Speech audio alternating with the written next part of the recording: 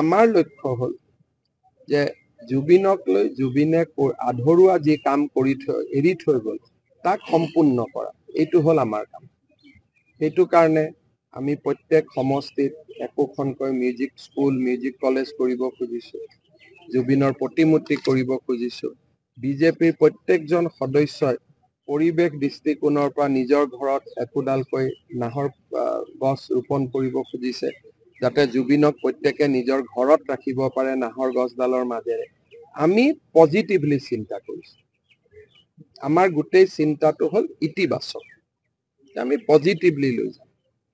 আৰু বহুতবিলাক জুবিনৰ কথাৰ পৰা, জীৱনৰ পৰা বহুত শিকিব পাৰি। জুবিনে কৈছিল চ' মাষ্ট গ' অন, অৰ্থাৎ অসমখন আগুৱাই থাকিব লাগিব, ৰখি যাব নোৱাৰে। আমি জুবিনে যিবোৰ কৈ গৈছিল তাকে আমি ৰূপায়ণ কৰাৰ চেষ্টা কৰিম।